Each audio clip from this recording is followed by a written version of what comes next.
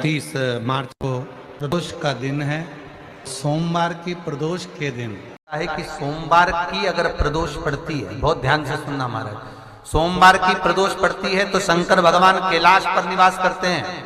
आज ये एकादशी शंकर से कह रही है कि आपका स्थान ये नहीं कि आप कैलाश पर मिले, उस वार को, उस तिथि के दिन, उस अनुकूल।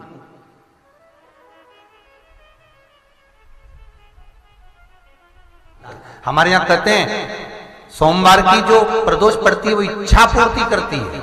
ऐसी प्रदोषों का नियम वर्णन किया चाहिए। भगवान कहते ठीक है, तू थोड़ी देर खड़ी हो। एकादशी सम्मुख खड़ी हुई, पार्वती जी ने जिस अंगुष्ठ का जल पीने के लिए लिया था हाथ में, बस पीने ही वाली थी, शंकर भगवान ने वही हाथ में जल लेकर एकादशी के हाथ में उसको देकर कहा, ले, ये मेरे द्वारा निर्मित एक व्रत है जिसे त्रयोदशी के दिन तूने मांगा है, मैं तुझे देता हूं।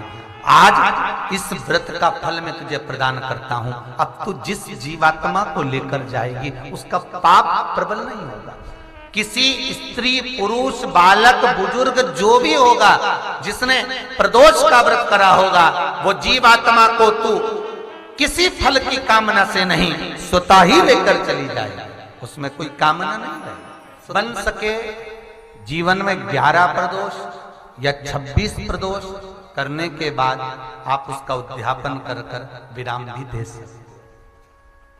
पर जीवन में एक बार प्रदोष का व्रत मौका मिले, जिस कामना से, जिस दिन का भाव आपके मन में आए कि मुझे रोग से मुक्ति पाना है तो ये प्रदोष मुझे करना है, मैं और रोग मुक्ति के लिए, हम मंगल, जो भी आपके मन में आ रहा है, संतान प्राप्ति के लिए शनिचरी प्रदोष, आप उसका स्मरण करें। फिर लिखा शिव महापुराण में, बड़ा सुंदर लिखा वेदव्यास जी ने, मान लो आप प्रदोष का व्रत नहीं कर सकते, आप अगर व्रत नहीं कर सकते तो प्रदोष के दिन, प्रदोष काल में शाम का समय सूर्य अस्त का कुछ पल, कुछ घड़ी के पहले से लेकर बाद तक का प्रदोष काल के अंतर्गत आप शंकर जी के मंदिर में जाकर 1 लोटा पानी, 5 बेलपत्र भी अगर समर्पित करते हैं तो संपूर्ण प्रदोष का फल आपके भाग्य में प्रबल हो जाए। शिव महापुराण में इसका कोई कहते तेरा नवग्रह बेकार है, एक काम करना, रोज अपने घर से 1 लोटा जल लेकर शंकर को समर्पित करना, और प्रदोष का दिन हो और प्रदोष काल हो, 1 धतूरा शंकर भगवान को समर्पित करना प्रारंभ कर दे, तेरे सारे ग्रह प्रबल हो। प्रदोष काल में, प्रदोष के दिन हमने पहले भी कहा कि एक दीप लगाना या जल चढ़ाना या शंकर को धतूरा चढ़ाना या चावल का दाना चढ़ाना या बेलपत्र चढ़ाना वो खाली नहीं जाता है। बात कहना चाहेंगे, अगर रजो धर्म भी नहीं आता तो नारी सोमवार का दिन और प्रदोष का दिन एक ऐसा मान ले, और जिस दिन वो सफेद आंकड़े की जड़ बात, प्रदोष काल में, प्रदोष के दिन बेलपत्री के वृक्ष के नीचे, और दूसरा दिया अपने दरवाजे की चौखट के बाहर, मतलब अपन बाहर दिया।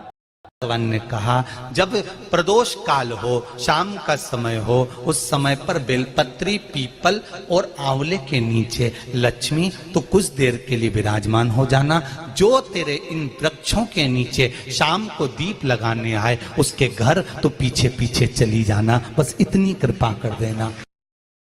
महीने में एक बार धतूरा, धतूरा देखा है सब लोगों ने, जो धतूरा होता है जिसमें कांटे कांटे होते हैं, उस धतूरे को हल्दी में भिगोकर शिव जी को महीने में कम से कम 1 बार चढ़ा दिया करो। कोई शरीर में, जिंदगी में कभी बड़ी बीमारी तुम्हारे सामने नहीं आएगी। अशोक सुंदरी, संसार की जो बेटी, संसार की जो स्त्री, संसार की जो नारी तेरा नाम लेकर, तेरा स्पर्श कराकर अगर 1 अक्षत का दाना भी मुझे देगी, वो बेटी की आंख में कभी आंसू नहीं आने दूंगा। ये वचन शिव ने अशोक दुनिया में जाकर बोलिया है। जगह जगह जाकर प्रार्थना कर ली, निवेदन कर लिया, तो भी तुम्हारा अगर कोई काम ना बने तब एक काम जरूर करना, 1 बेलपत्र, 1 शमी पत्र, एक कनेर का फूल देवाधिदेव महादेव को प्रत्येक प्रदोष के दिन शिव जी को जल चढ़ाकर समर्पित करना प्रारंभ कर दो। 2 या 3 प्रदोष निकलेगी, मेरा देवाधिदेव महादेव तुम्हारी झोली का प्राप्ति नहीं हो रही है तो धतूरा ढूंढो। धतूरा कहीं बाजार में नहीं मिलेगा, किसी वृक्ष से धतूरा तोड़ लिया, कुछ मत चढ़ा, तू शंकर जी के मंदिर में जाकर तेरा नाम और गोत्र बोल और शिव जी को धतूरा चढ़ाना चालू कर दे। के समय पर अगर मान लो कोई भिखारी से भिखारी व्यक्ति भी है जो ठेला चला रहा है, उसके पास में खाने के लिए कुछ नहीं है, फटे कपड़े पहन रहा है, उसकी जिंदगी में कुछ भी नहीं बचा और कर्जे में लदालूम हो गया, एक चावल का दाना अगर वो प्रदोष के दिन प्रदोष काल में शाम के समय पर शंकर के शिवलिंग पर चढ़ा देता है तो 3 या 4 प्रदोष भगवान को धतूरा कब चढ़ाना चाहिए उसका विशेष ध्यान रखें। जैसे शिवरात्रि है, प्रदोष है, या सोमवार है, या कोई विशेष आपका उत्सव है तो आप शिव जी को धतूरा चढ़ा सकते। 108 अक्षत के दाने हाथ में हो और आपकी कामना कर कर जिस कार्य के लिए आपने बाबा को आज स्पर्श किया है, हाथ में लेकर जहां आपने चंदन लगाया है उसी जगह पर हथेली से बाबा को चंदन वाले स्थान पर उस 108 चावल के दाने को रख देना चाहिए, छोड़ देना चाहिए या लगा देना चाहिए। विशेष अर्घ का महत्व किसी कर्मकांडी ब्राह्मण से अवश्य पूछना कि उसका फल क्या है।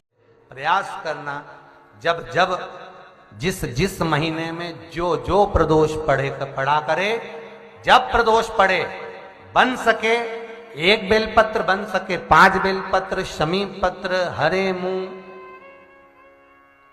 हरा मूंग, बेलपत्र, एक कलश के अंदर थोड़ा सा पानी लेकर 1 बेलपत्र, हरा मूंग, शमी पत्र डालकर और उसमें थोड़ा सा गुड़ डालकर भगवान शिव का स्मरण कर कर प्रदोष काल में, मान लो कोई काम आपका बहुत जरूरी है, बहुत दिनों से आप थक गए हैं, नहीं हो रहा, कर्जा बढ़ रहा है, धन नहीं आ रहा, व्यापार नहीं चढ़ रहा, या कोई समस्या बहुत प्रबल है, कोई एग्जाम में बैठ रहे हो नहीं हो रहा, परीक्षा भी दे दी है, रिजल्ट आने ही वाला है, तो भी प्रदोष काल में प्रदोष के समय वो जल मूंग, समीपत्र और बेलपत्र और गुड़ का शंकर के शिवलिंग को समर्पित करना प्रारंभ कर दो।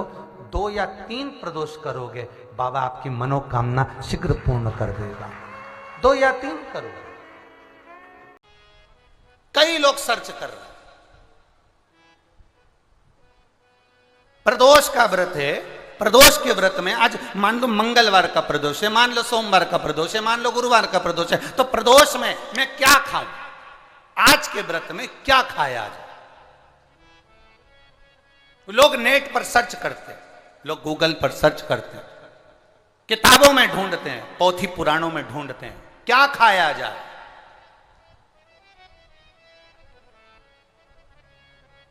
हम क्या खाएं जिससे भगवान हमारे व्रत को स्वीकार करे और हमारे व्रत को स्वीकार करे और हमें दर्शन दे। हम क्या खाएं?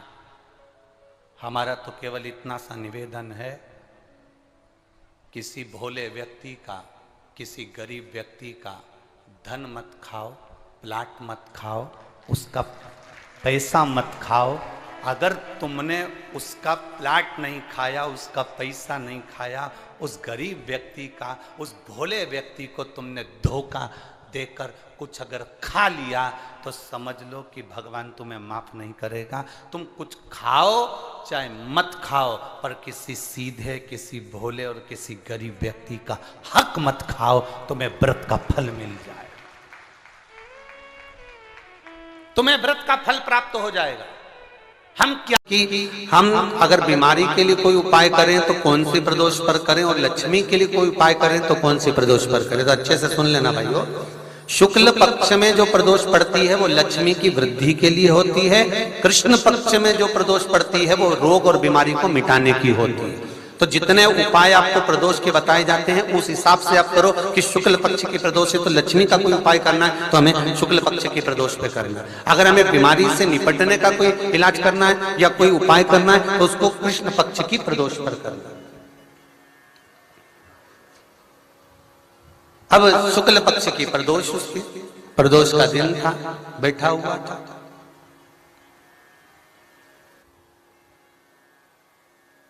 मान लो अगर कहीं आप कोई नौकरी के लिए अप्लाई कर रहे हो, लॉकडाउन में सर्विस छूट गई, कई लोगों की छूटी,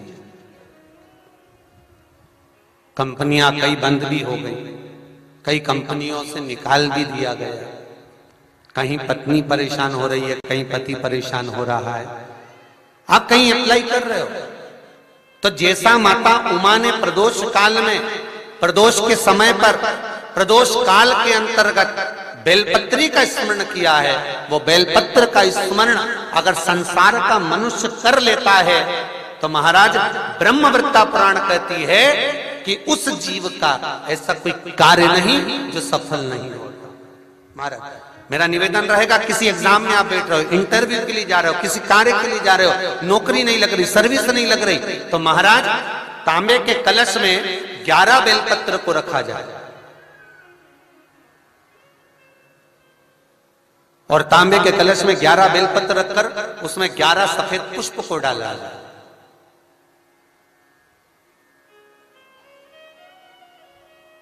लाल चंदन घिसकर कटोरी में लेकर जाइए। प्रदोष के दिन, शुक्ल पक्ष का जो प्रदोष पड़ जाए उसके दिन शंकर के शिवलिंग पर लाल चंदन लपेटने से पहले शंकर की जो जलाधार,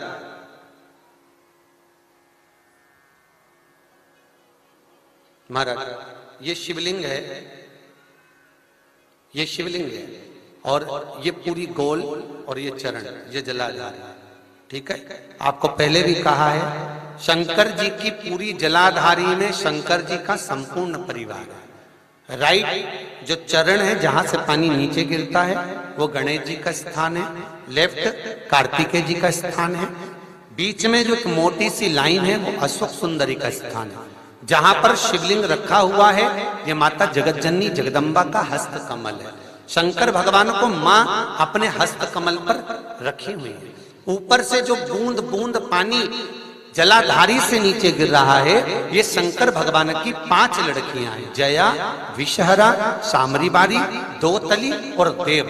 ये ऊपर से बूंद बूंद जल क्रीड़ा शंकर जी के साथ में करती हैं। शंकर भगवान का संपूर्ण परिवार जलाधारी में विराजमान है। शिव महापुराण कहती है, माता उमा का चरित्र कहता है, कोई एग्जाम में बैठ रहे हो, कोई कंपटीशन एग्जाम में बैठ रहे हो और चाहते हो कि मेरी नौकरी इसमें लगना ही चाहिए, तो लाल चंदन का लेपन आपको इस पूरी जलाधारी पर करना है।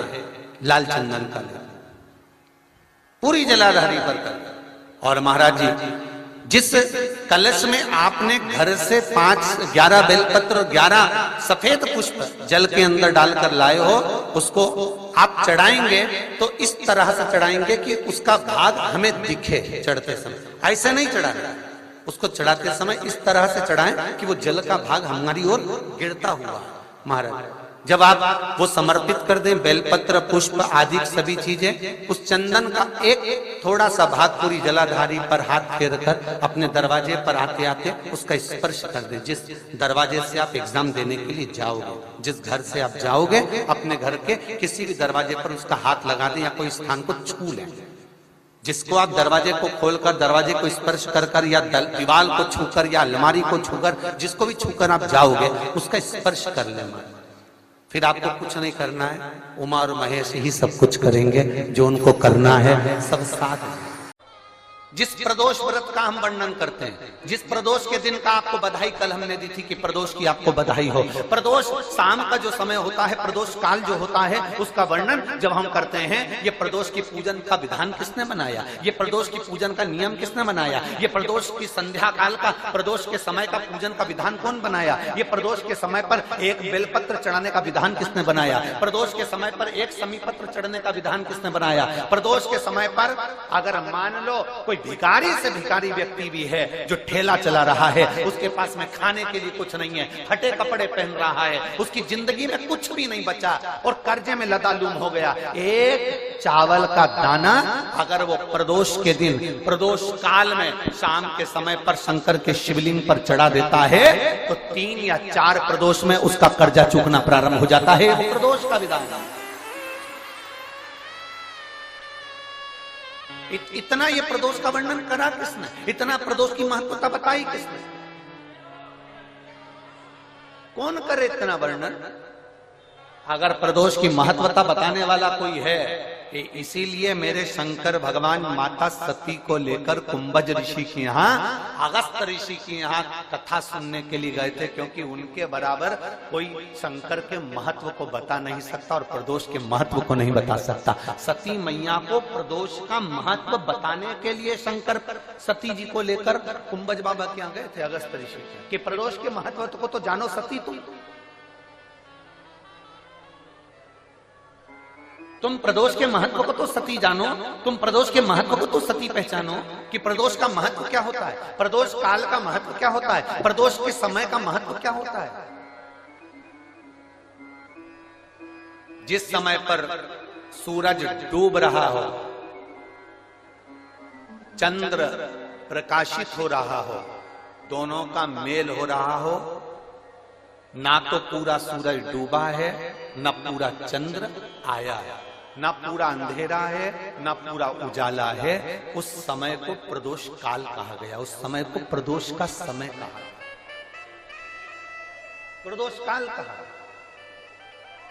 अब कई लोग हमसे कहते हैं, गुरुजी आप हमको प्रदोष का समय बताया करो कि प्रदोष काल किसको कहते हैं, प्रदोष का समय किसको कहते हैं। अब एक बात हम आप सबसे कहना चाहते हैं, जितने लोग आस्था चैनल पर सुन रहे हैं, जितने फेसबुक यूट्यूब पर सुन रहे हैं और जितने रेवाड़ी की इस पवित्र धरा पर कथा को सुन रहे हैं, आप सबसे एक बात कहना चाहेंगे, अगर हम समय देखकर बताएं आपको कि शाम को 6 बजे, 6:30 बजे, 6:30 पे लेकर 7:30 के बीच में ये समय है, या 5:30 से लेकर 6:30 तक का ये समय है, या हम तुमको बोल दें कि इतनी बजे ये समय प्रदोष काल का रहेगा या इतनी बजे ये समय रहेगा, तो देखिए कभी कभी ठंड का समय आता है तो दिन जल्दी ढल जाता है, कभी कभी गर्मी का समय रहता है तो दिन बहुत लेट ढलता है। इसलिए समय की गणना से मत चलो, आप तो ये अंदाजा लगाकर रखो कि दिन ढल रहा हो, अंधेरा होना शुरू हो रहा हो, सूरज डूब रहा हो, चंद्र प्रकाशित हो रहा हो, अंधेरा अपना काम कर रहा है, सूरज ढलता जा रहा है, दिन कम होते चले जा रहा है और अंधेरा थोड़ा बढ़ते चले जा रहा है। इन दोनों का जो मिलन का समय हो, अब वो कितनी भी बजे, आप तो बस उसके मिलन का समय निकाल लो, वही समय प्रदोष काल कहलाता है, वही समय प्रदोष।